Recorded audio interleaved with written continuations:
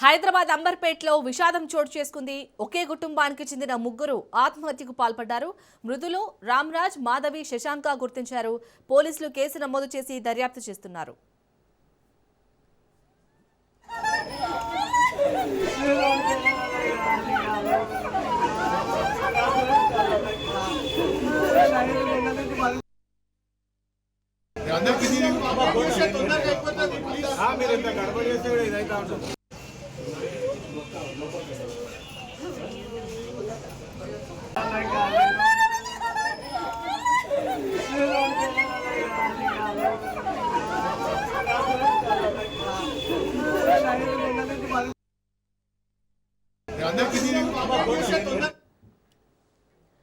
హైదరాబాద్ అంబర్పేటలో జరిగిన ఈ విషాదానికి సంబంధించి పూర్తి అప్డేట్స్ ని మా ప్రతినిధి ప్రవీణ్ అందిస్తారు. ప్రవీణ్, ఈ కుటుంబం ఆత్మహత్య చేసుకోవడానికి గల కారణాలు ఏమైనా తెలుసాయా? పోలీసులు ఏం చెప్తున్నారు?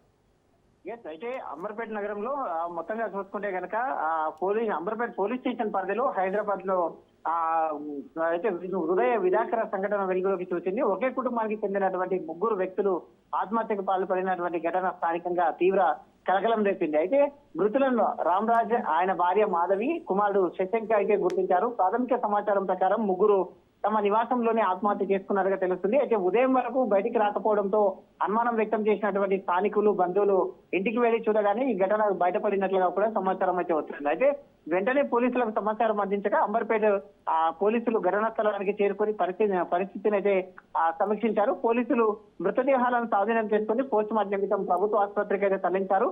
ఇంటి పరిసరాలను పరిశీలించి ఆధారాలను కూడా సేకరించే పనిలో క్లూస్ టీమ్ అయితే అక్కడికి చేరుకున్నట్టుగా తెలుస్తుంది. అయితే ఘటనకు గల కారణాలపైన అన్ని కోణాల లోపల కూడా పోలీసులు విచారణ చేపట్టినట్లుగా కూడా తెలుస్తుంది. అయితే ఆర్థిక ఇబ్బందులు, కుటుంబ సమస్యలు లేదా ఇతర వ్యక్తిగత కారణాలు ఏమైనా ఉన్నాయా అనే కోణం లోపల అయితే దర్యాప్తు చేస్తున్నారు. ఈ ఘటన అంబర్పేట ప్రాంతంలోని విషాద వాతావరణం లేకుందంటూ కూడా చెప్తున్నారు. అదేవిధంగా కుటుంబ సభ్యులకు కూడా బాగా తెలిసిన వాళ్ళు, ఇరుగు పొరుగు వారు కూడా ఈ యొక్క మరణ వార్తను వినేసి షాక్ గురైనట్టుగా తెలుస్తుంది. మృతుల కుటుంబ సభ్యులకు కూడా సమాచారం అందించగా వారు కూడా తీవ్రంగా దిగ్భ్రాంతికి గురైనట్టుగా తెలుస్తుంది. అయితే మొత్తంగా చూసుకుంటే కనుక ప్రాథమికంగా అక్కడ ఉన్నటువంటి స్థానికుల ప్రకారంగా కూడా చూసుకుంటే కనుక గతంలో ఒక వ్యాపార విషయం లోపల అయితే పార్ట్నర్ గా ఉండేసి వ్యాపార సంస్థ నుండి బయటకు వచ్చినట్టుగా కూడా తెలుస్తుంది.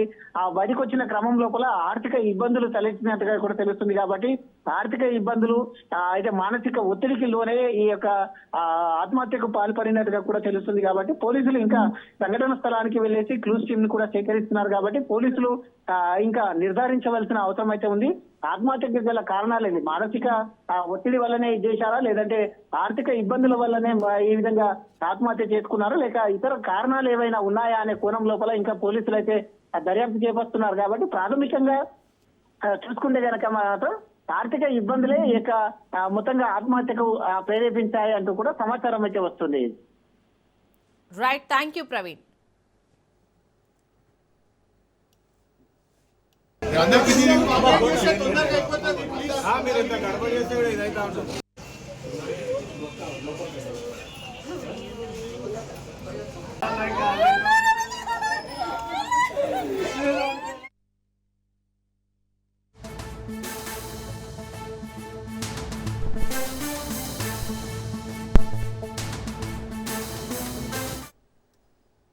తిరుపతి జిల్లా చంద్రగిరిలో బీటెక్ విద్యార్థిని ఆత్మహత్యకు పాల్పడింది.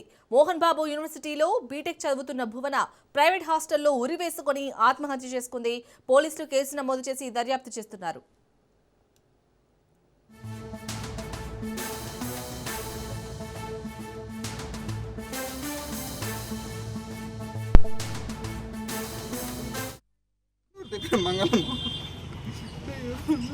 మీరేం చేస్తారు?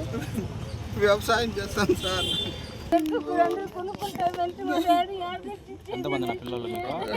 ఇద్దరు ఇక్కడ ఈ పిల్లలే ఇంతలా 8 గంటలకు ఫోన్ పే డబ్బులు కూడా అయినా చూడండి. ఈ పేపర్ యాక్టివేట్ చేసుకోవాలంటే 3,000 అయినా చూడ 8 గంటల కాడ రాత్రి. ఎవరిపైన అనుమానం అన్న? ఎట్లా సార్ చెప్పేది, ఎట్లా చెప్పేది? బిడ్డ పోయా ఏం చేయదు మా పరిస్థితి. అయ్యో చేతికొచ్చిన ఇద్దరు పిల్లలు సార్. ఇద్దరు కూడా అదే స్కూల్లో చదువుతున్నారు సార్. అమ్మాయి కూడా బీటెక్ ఇంకో అమ్మాయి బీటెక్ సెకండ్ ఇయర్ అమ్మాయి లేదు సార్, ఇంటికి వచ్చేయింది. ఈ పాప చనిపోయిన పాప బోనా, ఇంకో పాప చిన్న పాప హర్షిత. మనకు కనీసం ఇన్ఫార్మ్ చేయని కూడా వచ్చి మేము బిడ్డని కాపాడుకుంది. మేము పుంగనూరు దగ్గర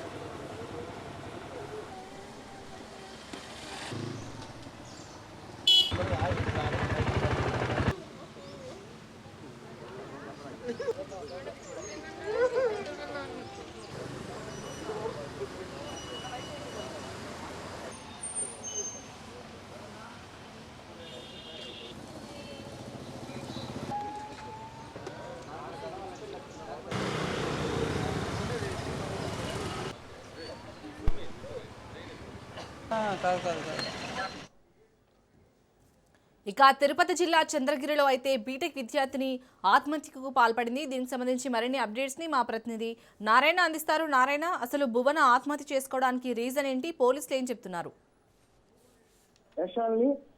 తిరుపతి జిల్లా రంగంపేట మోహన్ బాబు యూనివర్సిటీలో బీటెక్ ఫైనల్ ఇయర్ చదువుతున్న భువన ఈ రోజు అంటే నిన్న ఆత్మహత్య చేసుకుని నిన్న సాయంత్రం సమయంలో అయితే ఆ ప్రైవేట్ హాస్టల్లో ఉంటూ ఆ అమ్మాయి ఎంబీబీ స్టూడెంట్ కాలేజ్ లో చదువుకుంటుంది. అయితే ఈ క్రమంలోనే 4 రోజుల క్రితం ఇంటికి వెళ్ళి వచ్చిన భువన నిన్న కళాశాలలో ఓ లెక్చరర్ తో మాట్లాడాలని చెప్పి కొంత సమయం అక్కడే వేచి ఉన్న సమయంలో మరో ఆ అమ్మాయి రూమ్మేట్ ఎవరైతే ఉన్నారో మన హాస్టల్కి వెళ్ళాలి వెండి అని చెప్పి పిలవడం జరిగింది. ఈ క్రమంలోనే నాకు లెక్చరర్ తో పని ఉంది, నేను మాట్లాడేసి వస్తాను, నువ్వు వెళ్ళని చెప్పి చెప్పడం జరిగింది. ఈ క్రమంలోనే ఆ అమ్మాయి హాస్టల్కి వెళ్ళిపోవడం, ఆ తర్వాత కొంత సమయం తర్వాత అంటే సాయంత్రం 4-4:30 ప్రాంతంలో ఆ అమ్మాయి తిరిగి ఆ హాస్టల్ కి సాయి తేజ అనే హాస్టల్ కి రావడం జరిగింది. ఉమెన్స్ హాస్టల్, ఆ హాస్టల్లో ఆ అమ్మాయి ఉంటుంది. అయితే ఆ అమ్మాయి హాస్టల్కి వచ్చిన సమయంలో ఒంటరిగా ఒకటే ఉండడంతో ఈ క్రమంలోనే ఆ అమ్మాయి ఉరి వేసుకుని ఆత్మహత్య చేసుకున్నట్లు కూడా తెలుస్తుంది. అయితే ఆ అమ్మాయి చనిపోయిన విషయాన్ని కూడా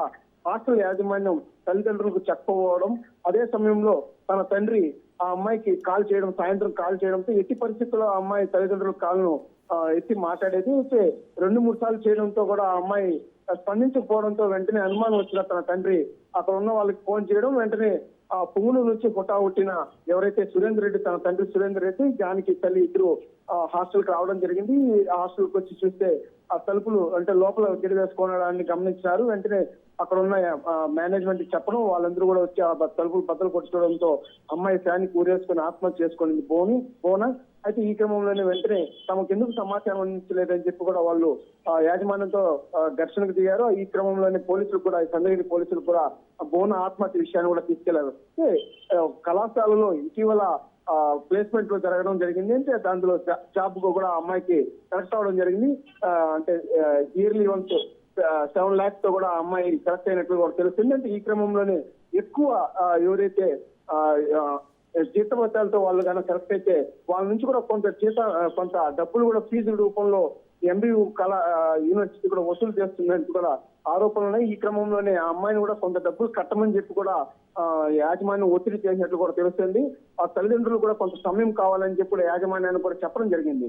ఈ క్రమంలోనే ఎవరైతే బోనా ఉన్నారో కొంత ఒత్తిడికి లోనే కూడా ఆత్మహత్య చేసుకున్నట్టు తెలుస్తుంది. అంటే రైతు కుటుంబం నుంచి వచ్చిన ఆ అమ్మాయి తన తల్లిదండ్రులకు కూడా కొంత భారంగా మారుతున్నట్టు కూడా తెలుస్తుంది అనే అనుమానంతో కూడా ఆ అమ్మాయి కూడా కొంత బాధతో ఉరి వేసుకుని ఆత్మహత్య చేసుకున్నట్టు కూడా తెలుస్తుంది శాలిని.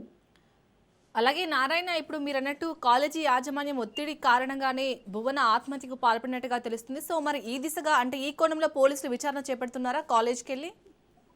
యశాల్ని అంటే బోనా తండ్రి ఎవరైతే ఉన్నారో సురేందర్ రెడ్డి, ఆయన ఆరోపణల మేరకే పోలీసులు కూడా కేసు నమోదు చేయడం జరిగింది.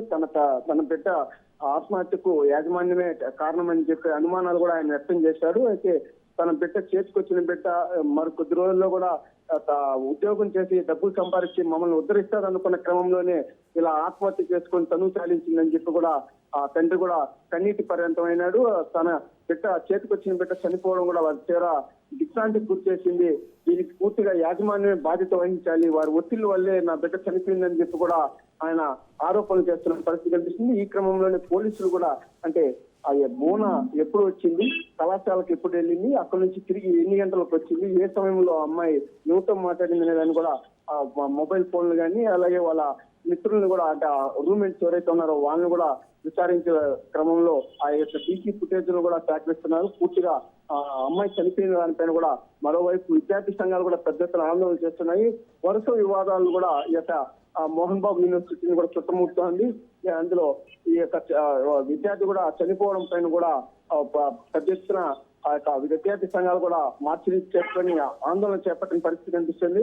ఎవరైతే బోనా చనిపోయినారో వాళ్ళ కుటుంబానికి వెంటనే 25 లక్షల ఎక్స్గ్రేషియా కూడా ఇవ్వాలి. అదేవిధంగా యూనివర్సిటీలో ఈ యొక్క వరుస వివాదాలు జరుగుతున్న నేపథ్యంలో కూడా ప్రభుత్వం చొరవ తీసుకొని ఆ యొక్క యూనివర్సిటీలో జరుగుతున్న అక్రమాలు, అవినీతులు, వేధింపుల పైన కూడా పూర్తిగా విచారణ జరిపించాలి. చిట్టుతో ఒక చర్చి ద్వారా కూడా విచారణ జరిపించే విధంగా కూడా ప్రభుత్వం చర్యలు చేపట్టాలని కూడా పెద్ద ఎత్తున డిమాండ్ వినిపిస్తుంది. Bona Shalini. Right, thank you Narayana. We want justice. We want justice. We want justice. Off చేసండి. Okay sir.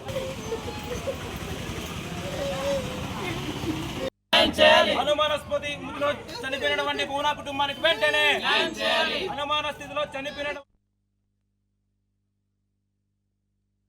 Engineering 4th year చదువుతోంది, సిఎస్సి కంప్యూటర్స్. ఆ అమ్మాయికి ఒక 2 నెలల క్రితమే ఇన్ఫోసిస్ లో సంవత్సరానికి 9 లక్షల జాబ్ కూడా క్యాంపస్ సెలక్షన్ లో సెలెక్ట్ అవడం జరిగింది. కానీ నిన్నటి రోజున మోహన్ బాబు యూనివర్సిటీకి సంబంధించినటువంటి ఒక ప్రైవేట్ హాస్టల్లో అమ్మాయి అనుమానిత స్థితిలో ఫ్యాన్కి ఉరేసుకొని చనిపోవడం జరిగింది. దాదాపు 4 గంటల తర్వాత కూడా ఈ విషయాన్ని తల్లిదండ్రులకు తెలియజేయకుండా తల్లిదండ్రులే స్వయాన విద్యార్థికి ఫోన్ చేస్తే ఫోన్ లిఫ్ట్ చేయని పరిస్థితుల్లో చుట్టుపక్కల ఉన్న రూమ్ వాళ్ళని ఆ గదిలోకి వెళ్ళి చూడమని చెప్పే వరకు కూడా అమ్మాయి ఏం చేస్తుంది, ఎలా ఉండే పరిస్థితిలో తల్లిదండ్రులకు తెలియని పరిస్థితులు ఈరోజు మోహన్ బాబు యూనివర్సిటీలో విద్యార్థుల పరిస్థితి తయారైంది. చదువుతున్న విద్యార్థి నిన్నటి రోజున అనుమాస్పదంగా కూడా చనిపోవడం జరిగిందని. అది అనుమాస్పద మృతి కాదు. మోహన్ బాబు యూనివర్సిటీలో జరుగుతున్నటువంటి అరాచకాలు తట్టుకోలేక, లైంగిక విభజన తట్టుకోలేకే ఈరోజు ఆ విద్యార్థిని చనిపోయింది అనేసి నేను తెలియజేస్తా ఉన్నా. ఈరోజు దశల వారీగా కూడా మోహన్ బాబు యూనివర్సిటీలో అనేక మంది విద్యార్థులు కానీ అమ్మాయిలు కానీ చనిపోతూ ఉన్నారు. ఈ చనిపోయే దాని మీద కూడా ఈ ప్రభుత్వం ఏమైనా స్పందించిందా? ప్రభుత్వం స్పందించి ఆ యూనివర్సిటీ విద్యార్థికి ఎటువంటి అన్యాయాలు జరుగుతున్నాయి, అక్కడ ఆడబిడ్డలు ఎందుకు సూసైడ్ చేసుకున్నారనేసి ఈ రాష్ట్ర ప్రభుత్వం బుద్ధుండి ఏ రోజైనా సరే మోహన్ బాబుని ప్రశ్నించదనేసి నేను అడుగుతా ఉన్నా. వెంటనే ఆ యూనివర్సిటీ మీద క్రిమినల్ కేసు నమోదు చేయాలా? అదే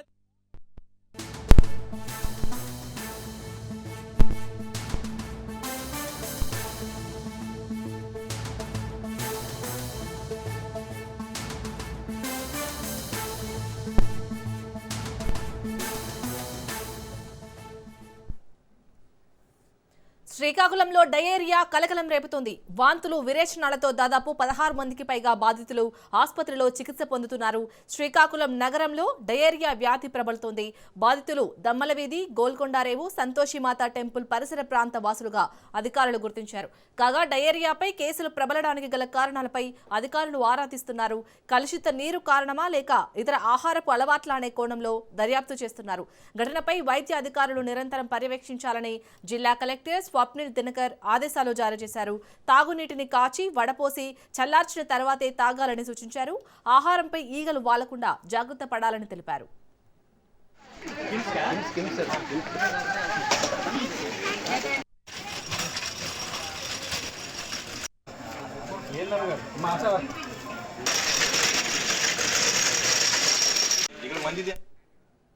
రైట్, ఇటు శ్రీకాకుళంలో అయితే డయేరియా కలకలం రేపుతుంది. వాంతులు, విరోచనాలతో అయితే అక్కడ 16 మందికి పైగా బాధితులు ఆసుపత్రిలో చికిత్స పొందుతున్నట్టుగా తెలుస్తోంది. దీనికి సంబంధించి మరిన్ని అప్డేట్స్ ని మా ప్రతినిధి నాగభూషణం అందిస్తారు. నాగభూషణం, ఎవరైతే హాస్పిటల్లో చికిత్స పొందుతున్నారో వారి పరిస్థితి ఏ విధంగా ఉంది?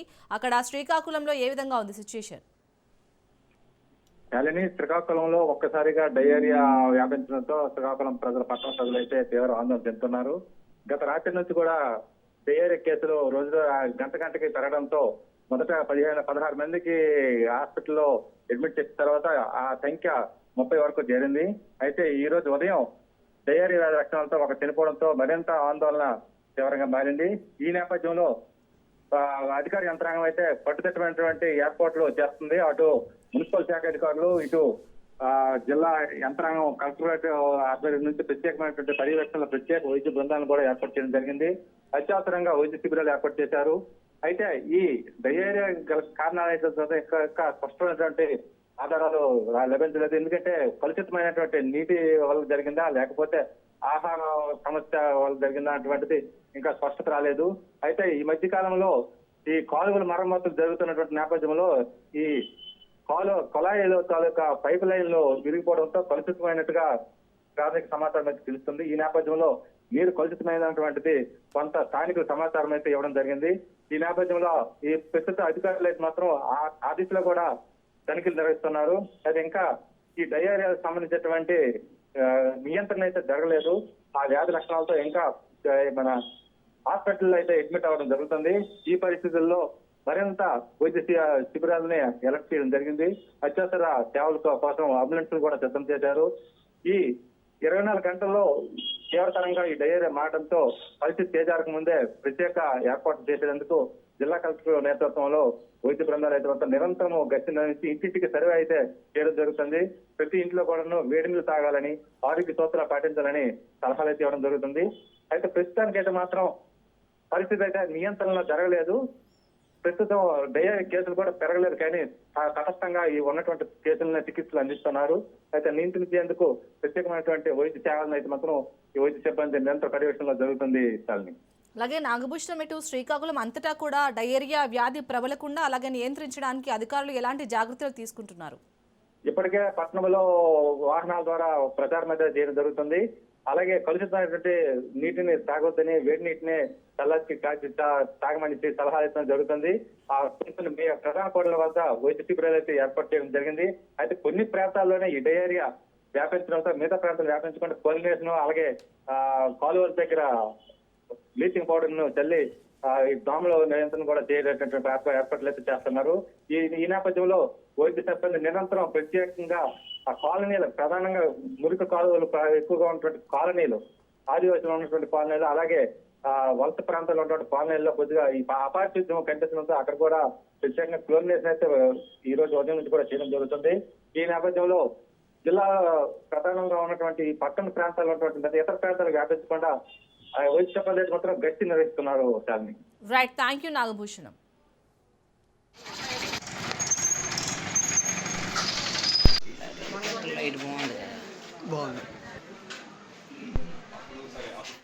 ఏపీ శాసనసభలో తిరుమల లడ్డు ప్రసాదంపై చర్చ జరుగుతుంది. లైవ్ లో చూద్దాం. కమిటీ ఏకసభ్య కమిటీలో టర్మ్స్ ఆఫ్ రెఫరెన్స్ లో ఏమన్నా మార్పులు తీసుకొస్తారా, లేకపోతే ఇక్కడ మంత్రి గారు స్టేట్మెంట్ లో విషయం చెప్పారు. ఇప్పటికే ఇది 6/5/2025 నాటి ఛార్జ్ షీట్ నంబరు సిట్ 01/2025 సమర్థవంతమైన కోర్టులో దాఖలం చేయడం జరిగింది. మనీ ట్రయలు, అదనపు నిందితులు మరియు టీటీడీ అధికారుల పాత్రపై తదుపరి విచారణ కొనసాగుతోంది అని అన్నారు. ఇప్పుడు తదుపరి విచారణనైనా అసలు దోషులను తేల్చే అవకాశం ఉందా? ఈ సభ ద్వారా కోట్లాది మంది, 100 కోట్ల మంది శ్రీవారి భక్తులకు మంత్రి గారు ఒక అభయం ఇవ్వాలి. ఎస్, మేము నిజమైన దోషులను పట్టుకోబోతా ఉన్నాం, వాళ్ళను శిక్షించబోతా ఉన్నాం, సుబ్బారెడ్డిని, కరుణాకర్ రెడ్డిని బోర్డులో నిలబెడతాం, శిక్షిస్తామనే నమ్మకాన్ని, ధైర్యాన్ని శ్రీవారి భక్తులకు కల్పించాల్సిన బాధ్యత ప్రభుత్వం పైన ఉంది అధ్యక్ష. కాబట్టి నేను ఒకటే మీ ద్వారా ఈ ప్రభుత్వానికి విజ్ఞప్తి చేస్తా ఉన్నాను అధ్యక్ష, అసలు దోషులను వదిలేసి తూతూ మంత్రంగా విచారణలు చేస్తే మరి అది కరెక్ట్ అయిన విధానం కాదు. దయచేసి నేను మీ ద్వారా గౌరవ మంత్రి గారి స్టేట్మెంట్లో చాలా మరి సాంకేతికంగా వివరించారు తప్ప అసలు దోషుల పేర్లు కానీ వీళ్ళ హయాములో ఇది జరిగిందని కానీ సుబ్బారెడ్డి చైర్మన్గా ఉన్నప్పుడే ఈ నిబంధనలన్నీ సడలించారు కాబట్టి ఆ నిబంధనల సడలింపే దీనికి మూల కారణమని చెప్పారు. కానీ ఎవరు చేశారు, దీనికి ఎవరు బాధ్యులు అనే విషయంలో మరి స్పష్టత లేదు అధ్యక్ష ప్రకటనలో. దయచేసి నేను మీ ద్వారా ఒకటే విజ్ఞప్తి చేస్తా ఉన్నా, ఎందుకంటే ఇందాక సభ్యులందరూ చెప్పారు ఒక తిరుమల లడ్డూను అపవిత్రం చేయడం ద్వారా మనం మామూలుగా చూస్తుంటాం అధ్యక్ష, పురాణ గాథల్లో ఋషులందరూ కూడా యజ్ఞాలు యాగాలు చేస్తూ ఉంటే రాక్షసులందరూ దానిలో ఏదంటే అది వేసి ఆ యజ్ఞాలని భగ్నం చేసి రాక్షసానందం పొందుతూ ఉంటారు. అట్లాంటి ఆనందం పొందారు అధ్యక్ష వైసీపీ నాయకులు తిరుమల లడ్డూను అపవిత్రం చేసి. ఎందుకంటే హిందూ ధర్మాన్ని మేము దాడి చేసాము, ఆ ధర్మాన్ని మేము అపవిత్రం చేస్తున్నామని ఆ రకమైన రాక్షసానందం పొందారు వైసీపీ నాయకులు. కాబట్టి దాన్ని మీరు చాలా సీరియస్గా తీసుకొని తదుపరి ఛార్జ్ షీట్లో వీళ్ళిద్దరూ ముద్దాయిలుగా ఉంటేనే మరి భక్తులకు కూడా ఒక నమ్మకం వస్తుంది. ఎవరైతే స్వామి జోలికి వెళ్తారో వాళ్లకు కఠిన శిక్షలు ఉంటాయనే ఒక నమ్మకాన్ని విశ్వాసాన్ని కల్పించాల్సిన బాధ్యత ఈ ప్రభుత్వం పైన ఉందని మీ ద్వారా నేను మంత్రి గారికి మళ్ళీ విన్నవించుకుంటూ ఆ ఏకసభ్య కమిషన్ టర్మ్స్ ఆఫ్ రెఫరెన్స్ లో కూడా కేవలం భవిష్యత్తులో ఇట్లాంటివి పునరావృతం కాకుండా తీసుకోవాల్సిన చర్యల గురించే ఉందా, లేకపోతే ఒక విషయం చెప్పారు అధ్యక్ష దాంట్లో కూడా అధికారుల పాత్రను కూడా నిర్ధారిస్తామని. అధికారులే కాదు అధ్యక్ష, అధికారులతో పనిచేయించిన వాళ్ళ పాత్రను కూడా నిర్ధారించే విధంగా మరి ఈ దర్యాప్తు కొనసాగాలి. ఏకసభ్య కమిషన్ రికమెండేషన్లు, ఎందుకంటే చాలా పవిత్రమైన ధార్మిక సంస్థకు భక్తుల మనోభావాలు దెబ్బతీయని వ్యక్తులను అప్పజెపితేనే ఆ పర్పస్ సర్వ్ అవుతుంది. మరి కాబట్టి ఇట్లాంటి ఒక ఉదాత్తమైన అత్యున్నతమైన వందల కోట్ల మంది భక్తుల విశ్వాసాలను చూరగొన్న దేవదేవుడి పవిత్రతను కాపాడడంలో ఈ ప్రభుత్వం ఎక్కడా రాజీ పడకూడదని మీ ద్వారా నేను విన్నవించుకుంటూ, అసలు దోషులను మరి మీరు నిర్ధారించి వాళ్లకు శిక్షలు పడేటట్లుగా చేయకపోతే దీనికి అర్థం ఉండదని కూడా ఈ సందర్భంగా కొంత బాధతో ఉన్నా కూడా మంత్రి గారికి నేను విన్నవించుకుంటూ సెలవు తీసుకుంటున్నాను అధ్యక్ష. పంచకర్ల రమేష్ బాబు గారు. ధన్యవాదాలు అధ్యక్ష. ఈరోజు ఏదైతే మనం చర్చ చేపట్టామో అది ఒక సున్నితమైన ఆవేదనతో బాధతో కూడిన అంశం అధ్యక్ష. ఇలాంటి సందర్భం హిందువులుగా మనం ఎవరు కోరుకొని అంశంగా నేనైతే భావిస్తా ఉన్నాను అధ్యక్ష. మనం ఎప్పుడూ కూడా మనకేదన్నా ఒక చిన్న బాధ వచ్చినా ఒక ఆవేదన కలిగినా వెంటనే మనం వెంకటేశ్వర స్వామిని కోరుకుని మొక్కుకుని ఆ దేవుడి దగ్గరికి వస్తాము, మాకు ఉపశమనం కావాలి అని చెప్పి ఈ ప్రపంచం నలుమూలలో ఉన్న హిందువులందరూ కూడా నమ్మే ఆరాధ్య దైవం ఆ కలియుగ వెంకటేశ్వర స్వామి అధ్యక్ష. మరి అలాంటి స్వామి ప్రసాదమే కల్తీ అయింది అనేది ఇందాక నెహ్రూ గారు చెప్పారు, నేను రాసుకున్నా, ఫస్టే అది రాసుకున్నాను. కల్తీ అంటున్నారు కానీ అసలు నెయ్యే వాడలేదనేది అనేక సందర్భాల్లో దర్యాప్తు సంస్థలు చెప్పాయి. బయట ప్రజలు కూడా ఆవేదన చెందే అంశంగా అది మారిందన్న విషయాన్ని కూడా మరొకసారి గుర్తు చేస్తూ, ఇక్కడ ఒక్క అంశం అధ్యక్ష, 2019 నుంచి 24 మధ్యలో ఉన్న ప్రభుత్వంలో ముఖ్యమంత్రి నుంచి ముఖ్యమంత్రి ఆదేశాలను అమలు చేసిన ప్రతి ఒక్క వ్యక్తికి కూడా ఈ హిందూ మతం పట్ల కానీ హిందూ సాంప్రదాయాల పట్ల కానీ హిందూ దేవాలయాల పట్ల కానీ గౌరవం కానీ నమ్మకం కానీ లేకపోబట్టే ఈ అనర్థాలు జరిగాయి అనేది నా విశ్వాసం అధ్యక్ష. ఎందుకంటే 1-2 కాదు అధ్యక్ష, రాష్ట్ర వ్యాప్తంగా రాష్ట్ర నలుమూలలా కూడా హిందూ దేవాలయాల మీద జరిగిన దాడులు కానీ, దగ్గర 300 టెంపుల్స్ కూల్చివేత కానీ, రామతీర్థంలో రాముడు తల ఖండించటం కానీ, అలాగే రామతీర్థం తర్వాత అంతర్వేదిలో రథం తగలబెట్టడం దగ్గర కానీ ఇలాంటి సందర్భాలు జరిగినప్పుడు వాళ్ళు స్పందించిన తీరు హిందువుల మనోభావాలను చాలా బాధకు గురి చేసే అధ్యక్ష. ముఖ్యమంత్రి ఎవరు ఆకతాయిలు చేసిన పని, ఎవరో తాగిబోతులు చేసిన పని అన్నట్టుగా చాలా సింపుల్గా తీసేసి కనీసం వారున్న 5 సంవత్సరాల్లో కూడా జరిగిన అనర్థాల మీద ఒక్క దగ్గరే కూడా చర్యలు తీసుకోలేదన్న విషయం యథార్థం అధ్యక్ష. మరి అదే కాదు, తిరుపతి వెంకన్న మీద అనేక సందర్భాల్లో హిందూ మనోభావాలు దెబ్బతీసే కార్యక్రమాలు అనేకం జరిగాయి అధ్యక్ష. పింక్ డైమండ్ పేరుతో వాళ్ళు చేసిన విష ప్రచారం కానీ, తిరుమలలో అన్యమత ప్రచారం కానీ, పరకామని చోరీ దొంగని ఏపీ శాసనమండలి సమావేశాలు వాడివేడిగా జరుగుతున్నాయి. మహిళలపై వేధింపుల గురించి వరదు కళ్యాణి ప్రశ్నించారు. కూటమి ప్రభుత్వంలో మహిళలపై వేధింపులు పెరిగాయన్నారు. వరదు కళ్యాణి మాటలకు ఇటు హోంమంత్రి అనిత కౌంటర్ ఇచ్చారు. తమ పాలనలో మహిళలపై వేధింపులు తగ్గాయన్నారు. ఈ ప్రభుత్వం వచ్చాక అధ్యక్ష, మహిళల మీద అఘాయిత్యాలు, అత్యాచారాలు, నేరాలు విపరీతంగా పెరిగిపోయాయి అధ్యక్ష. ఇది పోలీసులు అధికారికంగా చెప్పిన లెక్కల ప్రకారం చూస్తే మహిళల భద్రత ఎంత ఘోరంగా ఉందో అర్థమవుతుంది అధ్యక్ష. ఈరోజు 16,288 మంది మహిళల్ని వేధించారు అధ్యక్ష. 10 జిల్లాల్లో మహిళల మీద నేరాలు విపరీతంగా పెరిగిపోయాయి అధ్యక్ష. సాక్షాత్తు గౌరవ సీఎం చంద్రబాబు నాయుడు గారు ఉన్న జిల్లాలోనే మహిళల మీద నేరాలు 10% పెరిగాయి అధ్యక్ష.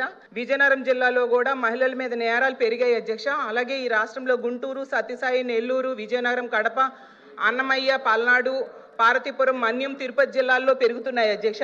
మహిళలను వేధించే వాళ్ళను, పిల్లలను అత్యాచారం చేసే వాళ్ళకు అస్సలు భయం లేకుండా పోయింది అధ్యక్ష. వీటిలో ముఖ్యంగా అత్యధిక కారణం గంజాయి, డ్రగ్స్, వీటి మత్తులో చేస్తున్నారు అధ్యక్ష.